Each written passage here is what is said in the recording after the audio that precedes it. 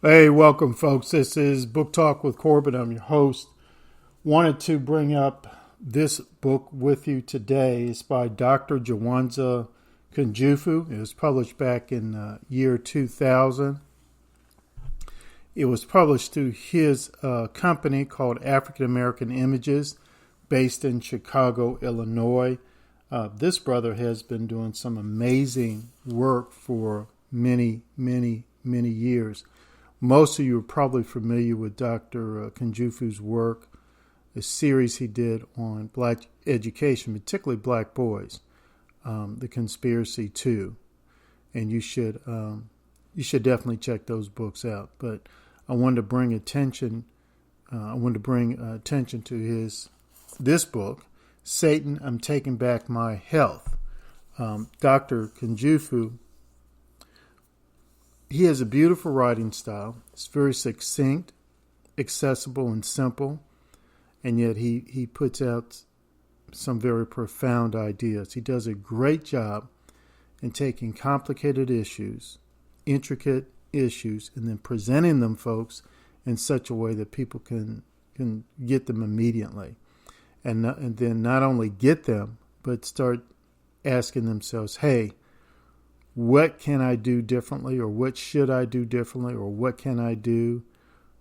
He's one of the great black thought leaders, black intellectuals this country has ever had. I really have a tremendous amount of respect for him. So I was going to read some things from the book. It was really difficult for me to decide what to read. I finally decided, I'll read a little bit about what he says about himself. And this is from his introduction. This is Dr. Kunfufu talking. I'm very excited about this book, and I thank you for choosing to read it. I pray that you not only will enjoy this book, that you will recommend it to others and receive all that God has for your life. Let me stop right there. I fully endorse that. I really think it's important not only for you to read it, but for you to buy a couple of copies and to give them out as gifts. Because this book has information in it that could literally help prolong a person's life, that could literally help a person overcome illness. Even though his primary audience is black folk in America, it applies to, he offers information here that really applies to all people. And that's sort of like typical of many black intellectuals, what I call black thought leaders. The good ones, they're focused on, black folk. I guess generally you can say that they're in the black nationalist category. And they avoid this whole thing about, hate white people, whatever. They avoid all that nonsense. They don't care if you're white, Christian, Jew, Muslim. They don't care. Their focus is on, black folk have experienced some horrendous things in this country for a while, but it's our responsibility as a people to pick ourselves up and to do better. And that's a message you hear in Marcus Garvey, and I would even say the Nation of Islam. Because, the Nation of Islam believes white folks are devils, but what they're saying is that if a white person treats you properly, correctly, then you should respond in kind. And the Nation of Islam also says, really the great bulk of what the Nation of Islam says, like a Marcus Garvey, like a Dr. Jawanza Kunfufu, is that, hey, black folk, do for self. You got to raise yourself up. That's just it. Stop blaming other people for your problems, and then also stop expecting those same people who put you in the situation to get you out. No, you got to get yourself out.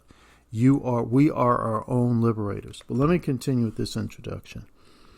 I've been a vegetarian. This is Dr. Kunfufu continuing. I've been a vegetarian since 1973. The combination of God's grace, a good diet, and regular exercise has allowed me to never miss a day of work due to illness. I'm a PhD, not an MD, nor am I a naturopath, chiropractor, or herbalist.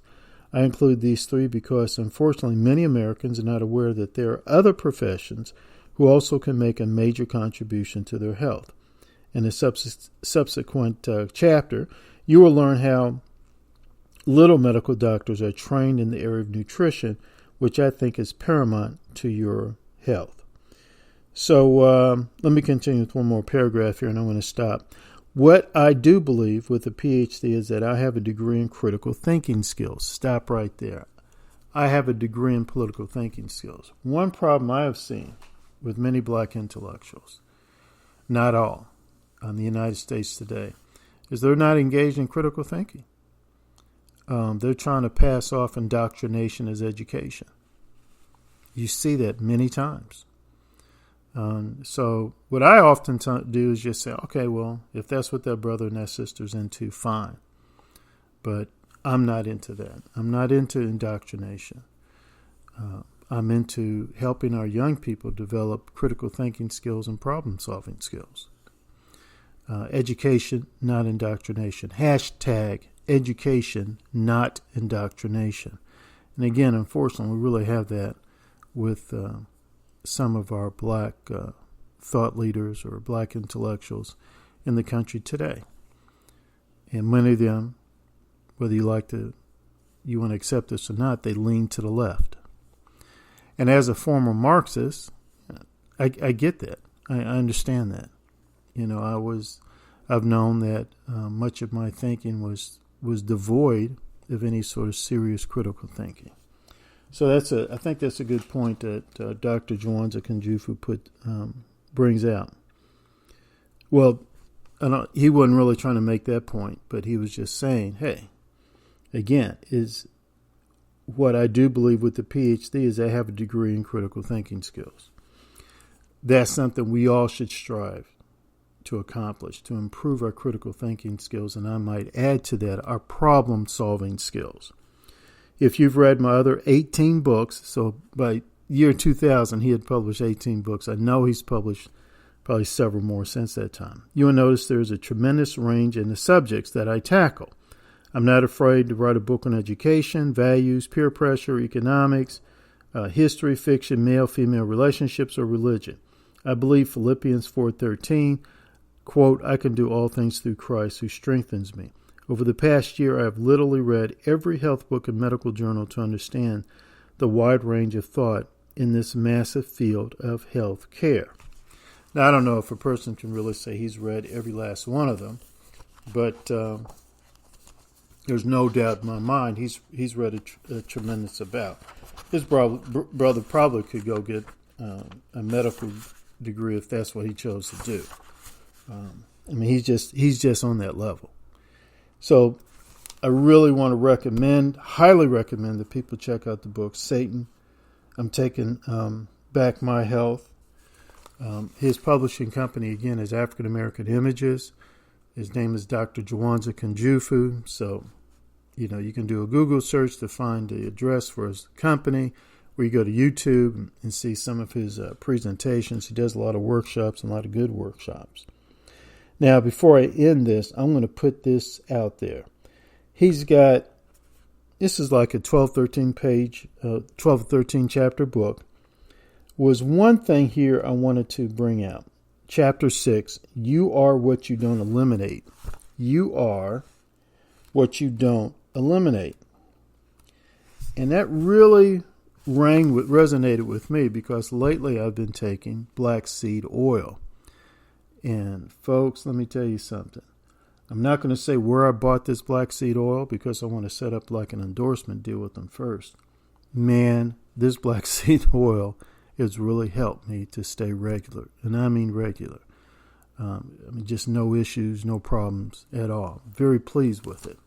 Now, I'm not sure if that's why people take black seed oil, but I do. I take it, and that's what the very positive result has been for me.